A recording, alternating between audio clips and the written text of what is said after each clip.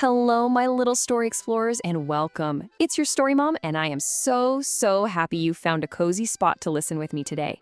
Before we begin, let's take a nice deep breath together. Breathe in, and now breathe out. Very good. Now, I want you to close your eyes, if you'd like, and imagine we're traveling to a secret, wondrous place, a magical land called the If Forest. In the If Forest, the air smells just like warm cinnamon and the rich, damp earth right after a gentle rain. The trees have leaves that shimmer with all the colors of a rainbow. And if you listen very closely, you can actually hear them whispering little songs on the breeze. It's a place where friendly squirrels will offer you acorns as a gift, and the clouds are so soft and low, you feel like you could reach right up and take a fluffy, sweet bite. And living in this wonderful, magical forest are two of the very best friends you could ever meet. So snuggle in, get extra cozy, and let's begin our adventure together. Now, before we knock on their little cottage door, I have a question for you to think about. I want you to imagine a friend who loves everything to be perfectly clean. You know the type.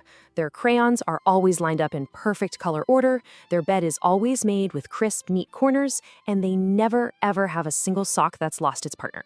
Now I want you to imagine another friend who is like a little bolt of lightning. They are just fizzing with energy, they love to play big, loud, wonderful games, and sometimes, just sometimes, they leave a little trail of fun-filled mess behind them, like a happy whirlwind has just danced through the room.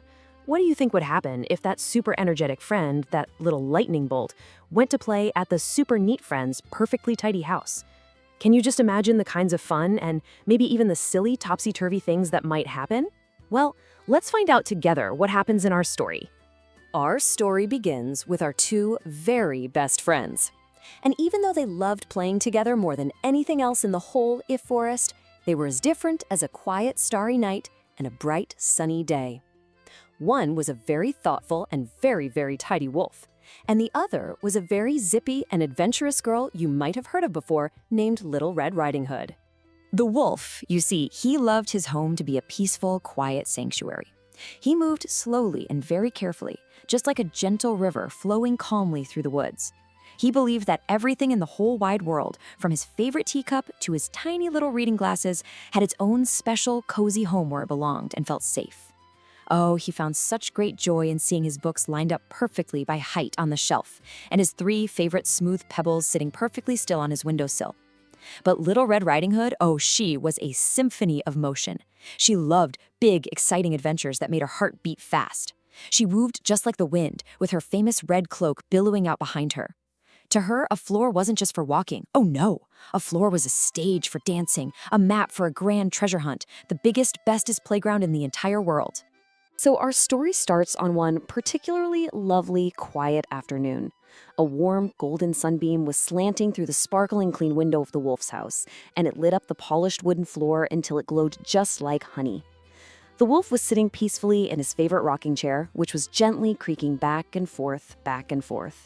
He closed his eyes and took a long, happy sniff of the air. He thought to himself in his calm, rumbly voice. I can smell the lavender soap I used to wash the floors. My shoes are all lined up in their shoe closet station, just like a neat little train ready for a journey. And my floor is so shiny and clean, I can see my own happy, wolfy reflection in it. This is my perfect, quiet tea time. Not a single thing is out of place. It was just absolutely perfect. But just as the wolf was about to drift into a happy little nap, feeling that warm sun on his furry ears, bump, bump, bump. A loud, forceful knock hammered on his front door. It wasn't a gentle tap, tap, tap. Oh no. This was a knock so full of energy that it made the little pebbles on his windowsill tremble and shake. It was the sound of an adventure arriving, whether he was ready for it or not. My goodness, the wolf thought, his eyes popping wide open. That sounds like a very excited somebody. The wolf padded softly to the door and opened it, and in burst Little Red Riding Hood like a happy little tornado wrapped up in a red cloak. She was huffing and puffing, and she was carrying a giant basket that looked far too heavy for her. Her cheeks were rosy, and her eyes were just sparkling with a brilliant idea. "Wolfie, Wolfie, you won't believe what I brought!" she shouted, her voice full of pure, bubbly joy. "I brought the tallest, grandest, most amazing castle treasure in the whole wide world. It's full of magic." And as she spoke, she heaved that heavy basket high up above her head with all her might, and with a mighty yell that echoed through the once quiet house, she shouted, "Castle magic, appear! Abracadabra!" And then, whoosh, she tipped the big basket completely upside down. It was like a magnificent waterfall, but instead of water, hundreds and hundreds of colorful wooden blocks came tumbling and crashing out. Crash, bang, clatter, skitter. The sound was so loud and cheerful in the quiet room.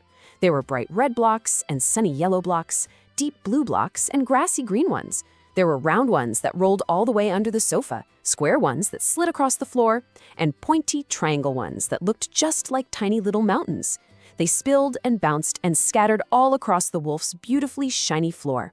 One moment, there was a clear, gleaming path to his bookshelf, and the very next, the entire floor had disappeared, completely transformed into a colorful, bumpy, wonderful sea of blocks. The wolf just stood there frozen, looking at the sea of blocks that had swallowed his living room whole. His voice trembled just a tiny little bit as he said, "Oh, Little Red, your beautiful castle treasure, it seems to have eaten my entire house." But Little Red Riding Hood was way too excited to notice his worry. She was already planning her magnificent fortress. She pointed a triumphant finger towards the sofa on the other side of the blocky sea. "Don't worry, Wolfie. Come on. We can build a tower so tall it touches the ceiling, with a twisty slide for the royal family," she cheered. She was so happy, so completely lost in her wonderful game, that she didn't see that a little bit of wobbly danger was waiting right there at her feet. Without even looking down, just buzzing with excitement, Little Red turned to dash towards the sofa to begin building. But just as she took her first excited step, her foot landed right on top of a small, round, wobbly blue block. Whoops. The block rolled. Her body wobbled. She lost her balance, and she started to tip backward, right into the middle of all those pointy block mountains. Her arms flailed in the air like a windmill trying to catch the wind as she cried out, her voice suddenly full of surprise and a little bit of fear. "Whoa! Help! I'm ice skating on blocks and I can't stop!" It looked like she was about to fall, crash right into the hard, pointy pile of blocks behind her. "Little Red, be careful!" the wolf shouted, his quiet afternoon completely forgotten. And in that very instant, something amazing happened.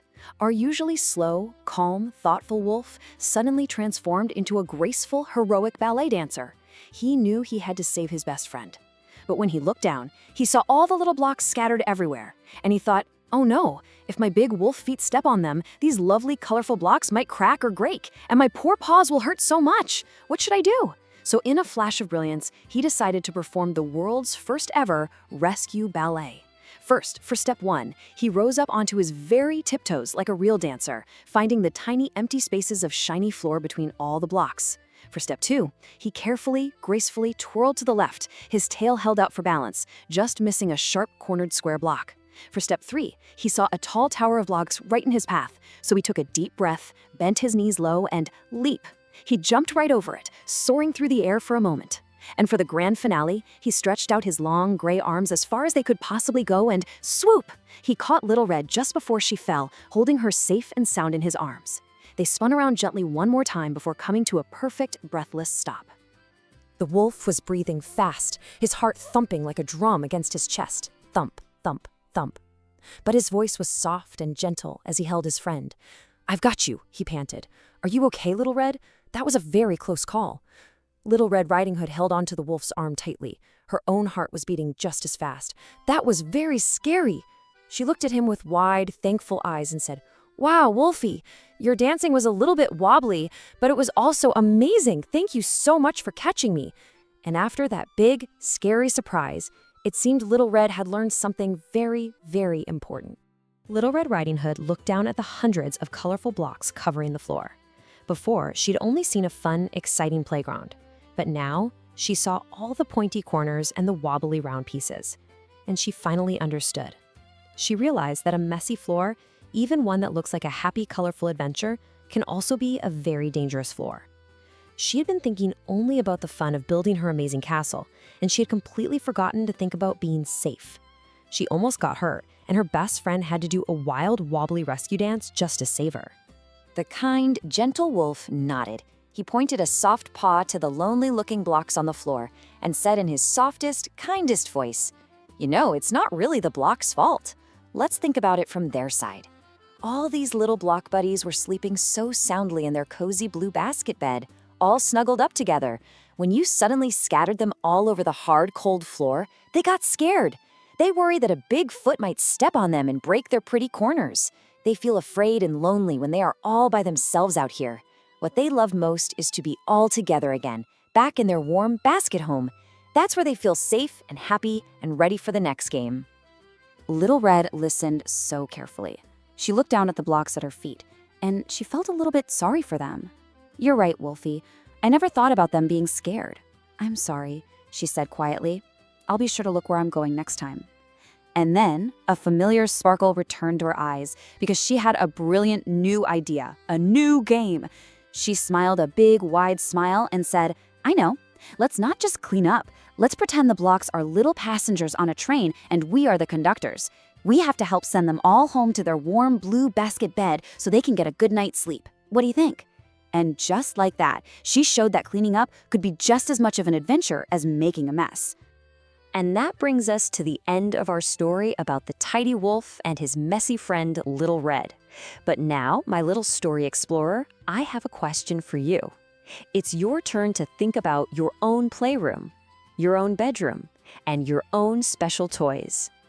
You see, when we put our toys away neatly, we're doing so many good things all at once. Just like the kind wolf said, our toys feel safe and cozy when they are back in their homes, all warm and waiting for us.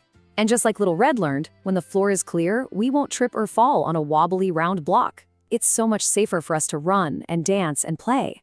Plus, doesn't a tidy room look so bright and shiny? It feels so peaceful.